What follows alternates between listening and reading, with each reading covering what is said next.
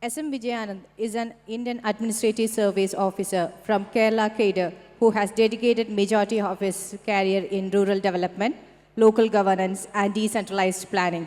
He played a pivotal role in overseeing Kerala's People Planning Initiative for 15 consecutive years, starting from 1996. He served as Deputy Secretary and later as Additional Secretary at the Ministry of Rural Development. He was instrumental in devising the Grama Panchayat Development Plan. He advises several government and non-government agencies across the country. It's my honor to invite you, sir. Respected Minister for Local Self-Government, respected Manishangaraya sir, Dr. Isaac, and my dear friends. മലയാളവും ഇംഗ്ലീഷും ചേർന്ന് പറയണമെന്നാണ് എന്നോട് പറഞ്ഞത്. പക്ഷേ I understand there are 270 guests from outside in this hall, so it may not be fair to mix both. I'll be speaking in English, but എല്ലാവർക്കും മനസ്സിലാവും. ആർക്കെങ്കിലും മനസ്സിലായിട്ടെങ്കിൽ ക്ഷമിക്കണം എന്ന് അഭ്യർത്ഥിക്കുന്നു. Decentralization has survived for 28 years. That is the biggest achievement in Kerala across several governments. And as was mentioned by Dr. Isaac, democratization has been the major outcome of it. Recently, when the COVID hit, Patrick Heller had written, the success of the Kerala model in the initial days was due to this democratization. Your government is close at hand, and the surface area of contact for the citizen with government is large, mainly due to local governments. And interestingly, local governments were never given more powers after 1999, but they assumed powers in 2018 because disaster management has de facto become a local government responsibility just due to the performance of local governments. So, by performance, you can assume powers which otherwise never would have been parted by any government, whatever political color. As was mentioned, poverty reduction has been dramatic. Absolute poverty reduction has been dramatic. But something which is not mentioned much, care and compassion. I would say the new state would be a compassionate state beyond the welfare state. And that compassionate state, the best examples come from local governments, and I was associated with it right from day one, but it was willy-nilly. We never thought that they have the inherent capacity to deliver compassion to the needy, differentiated according to individuals' needs. Palliative care, bud schools for mentally challenged, and poorest of the poor, they have been outstanding examples, all of them nationally and internationally recognized. Service delivery has certainly improved, but very dramatic in public health. In 1997, 28% of Kerala's population was using a public health facility, which increased to 33% in 2013 to about 48% in 2018. It's all independent figures. And most important, the Government of India recognition, which doesn't come easily to Kerala.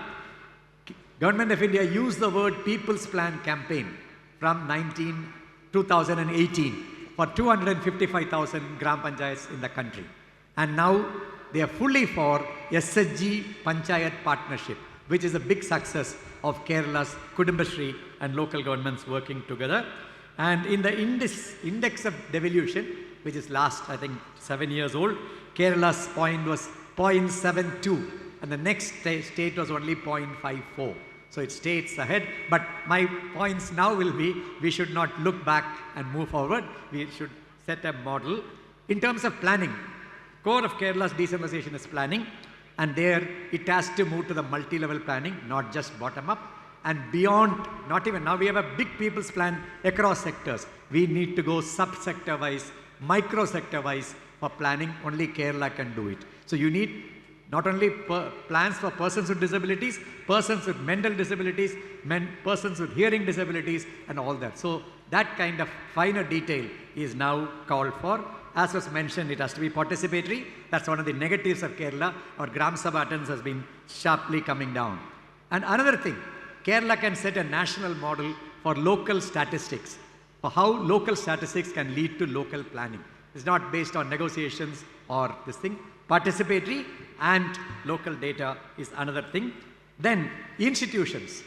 A big institution we forgot, which was created, probably conceptualized by Sri E.M.S. Namboodiripad himself, is a voluntary technical corps which allows space for non-government professionals to contribute to local development. We formally abolished it in 2012. Last 11 years, It's not, no sign of coming back. I don't think there's political resistance. I know there is bureaucratic resistance. But when I consulted all departments during the Finance Commission, all of them want the voluntary technical core or technical advisory group to come. In these days, post-COVID, anybody can, sitting in any part of the world, be it Harvard or be it London School of Economics, can contribute to a local development just through Zoom, and people will be willing to do it. I think we need to go back to that. Similarly, DPCs become a little weak, and I strongly criticize collectors for not taking DPCs seriously. I found collectors, and most of the collectors never attend DPC, or even if they attend it for a few hours. I think government should take it very seriously. Collectors' constitutional responsibility is DPC. All others are other statutory and executive committees. But somehow, I don't know the reason, I don't want to speculate on that. Then convergence is again very important with the state plan, particularly MGNREGS. Kerala spends 5,000 crores in MGNREGS, which is the highest related to poverty in the country. It's almost the same amount as many big states in central India, but it's not converged. It's separate. Though the money goes to the poor, out of which nearly 4,000 crores will go to Kudumbashree. That is something we need to do. And special groups, which we mentioned, need to be looked at. As was mentioned, urban issues. We are not, none of us were experts in urban thing. Probably that's one of the reasons. We need to look at urban issues, especially urban health, which is very different. Urban infrastructure, Kerala has a rural-urban continuum, but urban health is something which requires special attention, particularly in the days of non-communicable diseases. Of course, we needs no repetition that you need a 5-year plan, you need a district plan. But something which every Keralite should hang his or her, I would say his head, not her head, is that we have failed miserably in tribal development. I can point out to tribal development failures every day, everywhere. It's shocking. Kerala allocates the highest tribal sub-plan funds related to population, but it has been a washout, and tribes probably are becoming poorer than they were before, or at least the gap is dividing. Every one of us, it's a small number, 1.4%, we need to look at it. Same thing with traditional fisherfolk. Situation is not bad, and it's probably worse than tribals as revealed by data. Then we need to learn, I can give a list of 2 things. How Rajasthan takes care of orphan children. We don't have a program in Kerala. That is something which local governments can look at to take care of orphan children. And similarly, Karnataka has a scheme. I just can't understand why Kerala didn't think of it earlier. A braille library run by panchayats for persons with visual disabilities. So 2-3 examples where we can do something for the poorest of the poor. Of course, a big thing would be environment and climate change. Kerala has already done something. But one area where I have failed consistently since 1985 when I started addressing it, that is integrated watershed management. Haritha Kerala Mission didn't do anything. Nobody did anything. Narega didn't do anything. Thousands of instructions go, but we have not done even one square. Meenasundram sir himself, I had embarrassed him twice by seeking his support, but we couldn't give sanction for a very simple reason. There is some resistance to integrated integrated natural resources management. There is even great resistance, which I can't understand. There's no time to get into it, to natural farming, which can restore Kerala's ecology to a great degree.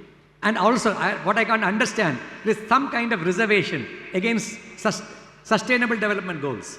It's not imperialist propaganda. It is not neoliberal agenda. It is an activist agenda, a concession to activist agenda. And Kerala can show how you can localize SDGs, not only localize SDGs, but also communitize SDGs through the SHG. Only Kerala can do that, localizing and communitizing SDGs by this thing.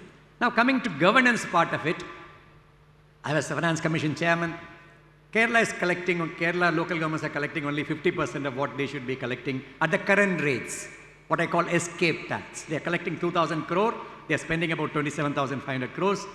They can easily collect 4,000 crores or 5,000 crore without increasing this. And a big failure of the Kerala's decentralization. We did not decentralize water supply. Water supply is a natural local government function. Even the World Bank is now speaking of municipalization of water. But somehow the water authority is holding tight. The reasons are not far to speak. And similarly, street lights, the simplest thing, it is not with local governments. These are aberrations to Kerala's decentralization, which at this part of time we need to look at. Same thing with staffing. Kerala has devolved the most number of staff, but there are certain aberrations. For want of time, I cannot get into it. For example, the Gram Panchayat Secretary and the Block Panchayat Secretary are of the same grade. It's atrocious. It can't be. Just can't be. If we look at any thing, it can't be. So these kind of small aberrations need to be. And extension officers. The strength of rural development anywhere in the country is its extension. But now we have got rid of extension officers. Very, very surprising. That again probably needs a relook. Another big thing is social accountability. We have silent social accountability. We have silent social audit, but not formal social audit. Kerala is the best place with Kudumbashree and its literate population to do social accountability measures, not just social audit. A bouquet of measures is very much there. Probably we would require a comprehensive social accountability and service delivery law, which is promised in the manifesto of the LDF, which can be operationalized without much difficulty, including SC/ST development law, which would be linked to this accountability law. And I heard even Dr. Thomas Isaac say, when 25 years were being celebrated, that corruption seems to be on the uptick. It's not very dramatic, it's the lowest in the country, but it's more than comfort level.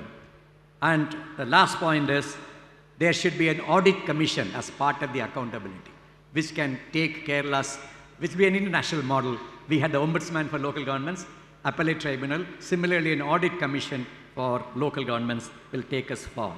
What is now required is the mid-90s kind of political will.